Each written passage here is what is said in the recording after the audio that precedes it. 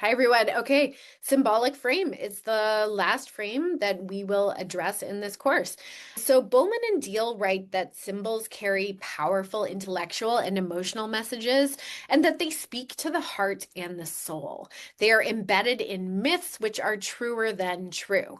So, symbols are fundamentally what the symbolic frame is about. And we might ask ourselves, well, what is a symbol? And I think when we think of the school context, some of the things that might come to mind are the logo of the school is a symbol. The school mascot is a symbol. The regular event, whether that's a football game or a talent show or whatever. These are symbols, right? They become an emblem in a way.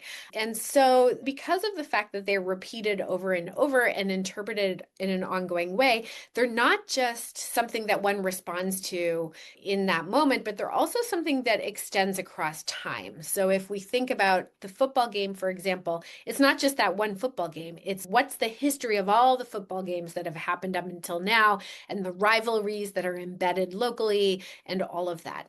So that's really how Bowman and Deal are thinking about symbols. And they're thinking about myths.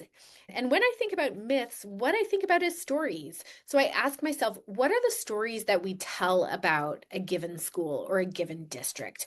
What's the meaning that we can see in a particular place? What beliefs do we have about the capabilities of that district and its students or its families? And so, what are sort of these narratives that we have, and what are these stories that actually shape how we interact with the organization in the current moment? So, with regard to your problem, you will want to think about what are the stories that are being told about the problem at hand? What do people believe about the problem? And what needs to be shifted in terms of the story that people are telling themselves? Now, it's one thing to identify, hey, this needs to be shifted. And it's another thing to actually shift it, right? So if we have a potent story that's very much alive within the discourse at a school, it can be really challenging to shift that narrative. And it's not ultimately going to come down to us as the leaders, it's going to come down to a team effort to addressing that story and resituating that story. So what needs to be done in order to resituate the story? And I'll give you an example. So if your problem is one of parent engagement, maybe there's a belief amongst teachers that parents don't really care. They don't really care about their kids, or they don't really care about the school. They don't really care about their kids' education. And so if teachers are holding this belief, then we need to ask ourselves what needs to be done to shift teachers' beliefs about parents and what might replace this belief. And it's also, we might ask ourselves, is there a belief amongst the parents that teachers don't really understand them or their kids and don't really care about what they have to say? Or is there a belief amongst parents that the school doesn't care about them? Because if it did, then it would make parent meeting times, for example, that they could actually attend, or it would reach out to them and ask for their take on their child for whom they are clearly an expert.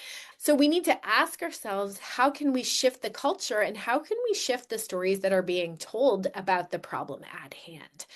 And one way to create change is to shift symbols. And this could be something as literal as the school mascot, but it could also be something different. It could involve new signage, for example, new forms of communication through different methods. And so we can think really creatively about what's the symbol that we need to shift and what do we want to shift it to and how will we do that? Another thing that I like to think about is what's the collective dream? What are we collectively trying to advance regarding our problem? Are we trying to advance this idea that teachers are good people who care about students and parents?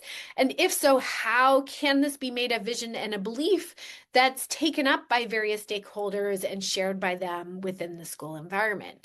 So overall, I want you to think about the stories that are told in your school, what this reveals about your institution's values and culture, and how these might be shifted in the future in order to address and transform the problem at hand.